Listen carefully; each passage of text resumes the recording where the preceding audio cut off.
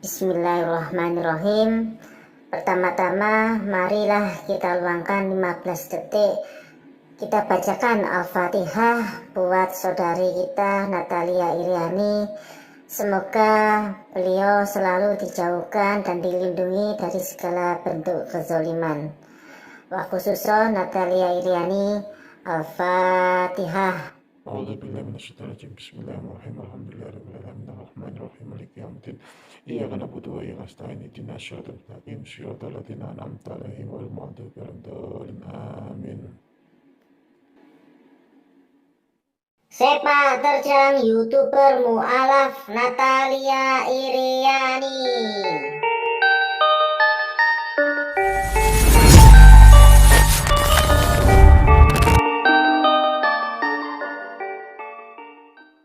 Assalamualaikum warahmatullahi wabarakatuh. Alhamdulillah.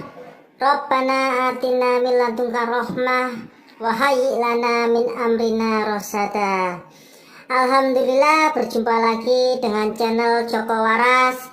Semoga kita semua dirahmati Allah Subhanahu wa taala, diberi nikmat Islam dan dijauhkan dari kekafiran sampai kita tutup usia. Dan juga semoga kehidupan kita diberi perlindungan dari segala kekurangan, dihiasi dengan kesehatan baik jiwa maupun raga, dihiasi pula dengan keselamatan dan ilmu-ilmu yang bermanfaat. Amin amin ya robbal alamin. Pada video saya kali ini saya bikin spesial buat apresiasi untuk mu'alaf Natalia Iriani. Kenapa demikian? Karena saat marak munculnya murtadin di channel-channel YouTube, entah itu murtadin odong-odong yang botol-botol. Iya, karena mereka itu murtad dengan alasan yang konyol-konyol ya. Makanya saya bilang murtadin botol. Ada yang mimpi dikejar ular, terus ditolong orang dari langit. Udah murtad, hanya gitu aja. Terus ada juga yang ngakunya di pesantren 7 tahun jadi ustaz. Terus buktiin baca ayat kursi, ayat Quran salah semua, sampai bawa-bawa ayam, ada di video saya yang sebelumnya. Terus ada juga yang ngaku Islam yang taat, bisa baca seluruh Al-Quran, tapi bacanya seperti bacaan Latin. Nah, Natalia beda. Dia mengisahkan perjalanan hijrahnya menjadi mu'alaf dalam 4 video kisah mu'alaf, di mana tiap-tiap videonya berhasil membuat para Bani Kunarion kepanasan. Beda kan? Coba cek kisah-kisah murtadin, bukannya bikin kepanasan, malah bikin kita ngakak itu.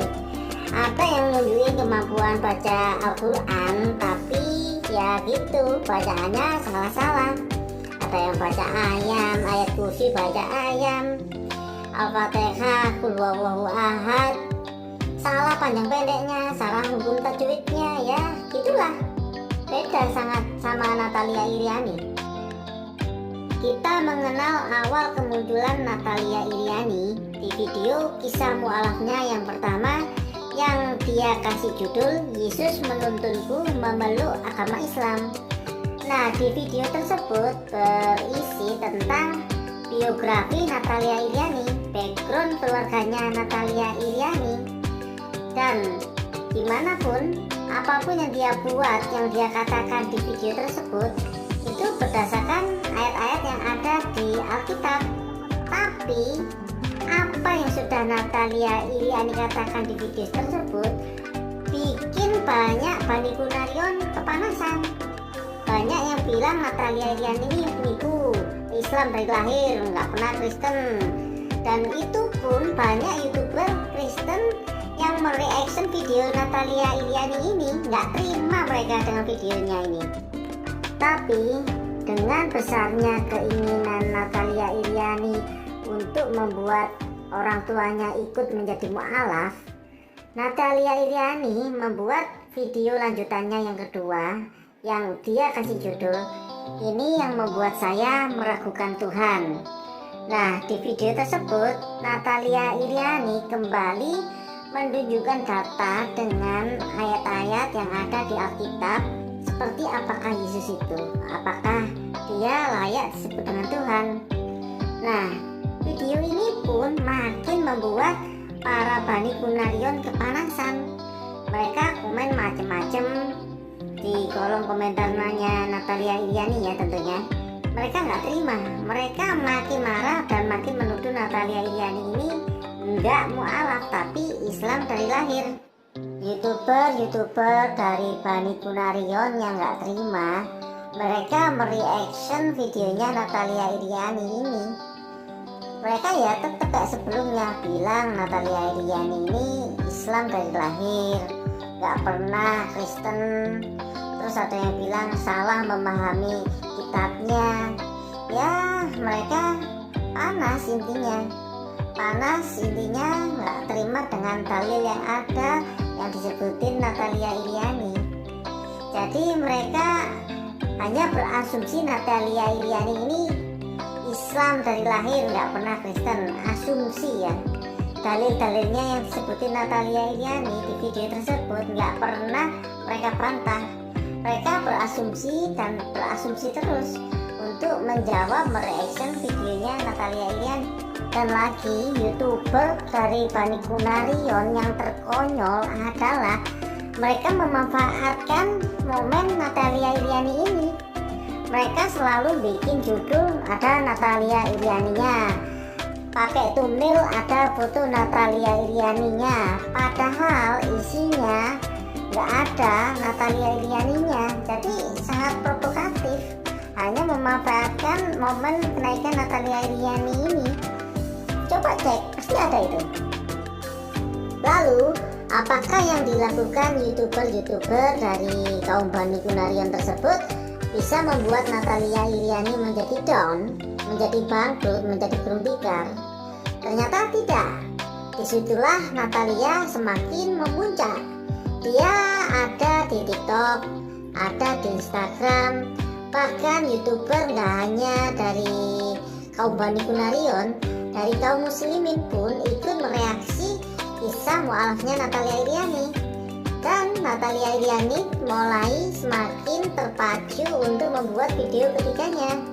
Dan disinilah video ketiganya muncul dengan judul apakah ini yang disebut kitab suci, yang isinya adalah kontradiksi yang ada di kitabnya yang terdahulu. Otomatis membuat panas kaumnya dulu. Di video tersebut Natalia memberi parameter bahwa sebuah kitab suci tidak boleh terjadi kontradiksi, walaupun dia ditulis oleh orang yang berbeda, latar belakangnya berbeda, bahasa yang berbeda, budaya yang berbeda. Nggak boleh ada kontradiksi karena sumbernya kan satu, yaitu dari Tuhan, dari Allah. Begitu kurang lebih katanya Natalia yo. Channel Natalia Iriani semakin berkembang setelah dia dipromosikan dan direaction oleh Salam Akal Sehat, yaitu punyanya Sugi Kristologi. Nah, saat dia mulai sangat berkembang, saat itulah dia membuat video yang keempat, kisah mualafnya yang terakhir dengan judul Kurios. Inilah yang membuat aku memeluk Islam. Nah, untuk video ini saya tampilkan cuplikannya aja ya, biar saya nggak banyak bicara karena ini vital banget, sangat vital. Yuk kita tonton bagaimana videonya. Karena memang banyak yang bilang ke saya, yang saya baca dari komentar teman-teman itu, ada yang menyalah-nyalahkan saya kalau saya itu nggak bisa menafsirkan Alkitab. Pengetahuan saya tentang Alkitab itu sungguh cetek. Ada yang bilang juga saya ini nggak bisa cara membaca Alkitab dengan benar. Ya, oke lah, anggap aja kalau itu benar. Jadi, silakan Anda observasi sendiri, lakukan sendiri, dan silakan ambil kesimpulan sendiri. Di sini saya akan melakukan yang mungkin belum ada teman-teman YouTuber di sini yang melakukan itu, karena sudah saya cek ya di seperti teman-teman YouTuber, belum pernah ada yang melakukan penelitian seperti ini, baik itu Christian Prince ataupun Mu'alaf Prince juga saya rasa belum. Dan kalaupun ada teman-teman dari Kristen yang sudah melakukan penelitian ini, atau mungkin merasa ya pura-pura nggak pernah aja deh, saya juga nggak tahu ya. Coba aja kita lakukan. Mari kita menelusuri pengakuan Yesus adalah Tuhan di Yohanes 13 ayat 13. Ikuti penelusuran saya.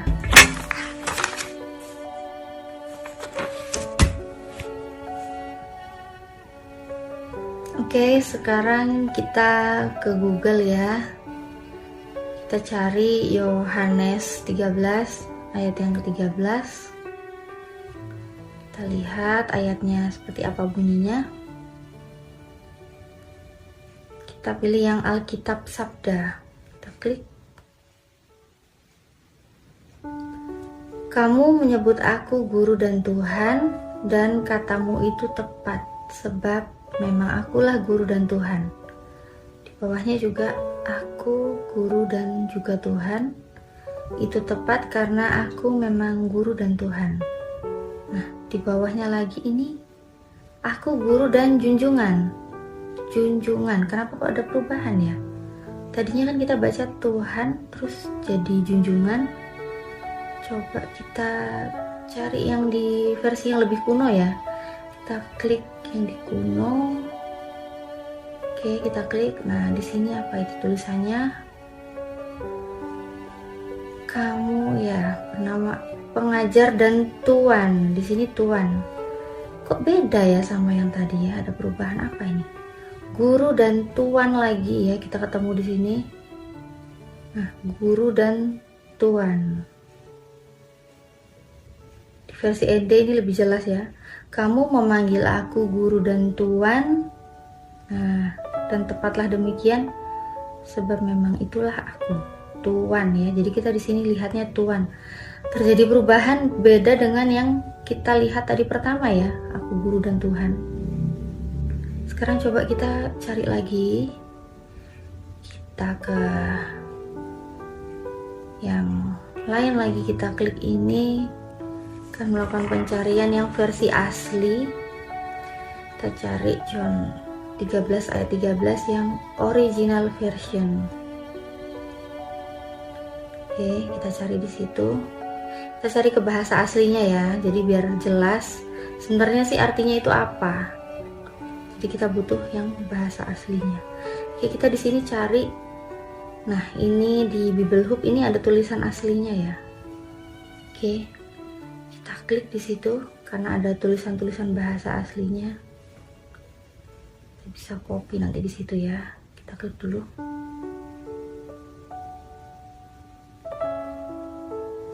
Ini muncul ya tulisannya Yohanes 13 ayat 13, ada bahasa aslinya dan juga yang diterjemahkan ke bahasa Inggris. Sekarang saya mau cari kata yang terjadi perubahan tadi itu di Lordnya ya, kalau di Inggris ya. Tapi yang saya mau ambil yang tetap bahasa aslinya. Oke. Bahasa aslinya saya copy dan saya butuh Google Translate biar kita tahu ini sebenarnya artinya apa sih, arti dari bahasa aslinya sendiri. Oke, kita ke Google dulu, Google Translate.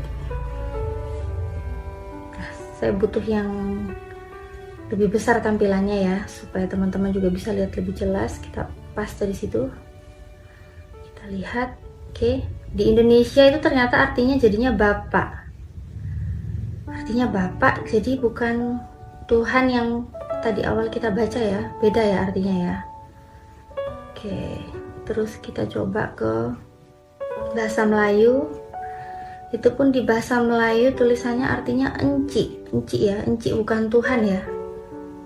Lain-lain ya, oke. Terus kita coba lagi ke bahasa Jawa. Bahasa Jawa pun artinya Pak.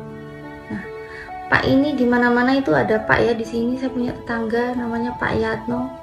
Gak mungkin lah saya panggil Pak Yatno itu tiba-tiba jadi Tuhan Yatno, Gusti Yatno, itu kan gak mungkin ya, karena artinya beda jauh sekali itu. Coba ke Inggris pun jadinya Mister ya. Ini bahasa aslinya tuh diterjemahkan ke Inggris jadinya Mister, ke Jawa jadinya Pak, Melayu jadinya Enci. Tapi ini kenapa nggak ada yang mengatakan kalau itu Tuhan ya? Artinya kenapa nggak ada yang Tuhan? Tapi kenapa di Alkitab Indonesia itu terjemahannya ditulis jadi Tuhan ya? Saya bingung di sini ya teman-teman ya. Kenapa kok malah Alkitab yang beredar itu, yang kita bisa baca selama ini tulisannya jadi Tuhan? Saya nggak ngerti ya, kok bisa jadi seperti itu. Jadi apa yang Anda simpulkan? Nah, dari video Natalia tersebut, banyak para YouTuber Bani Kunarion menjerit-jerit.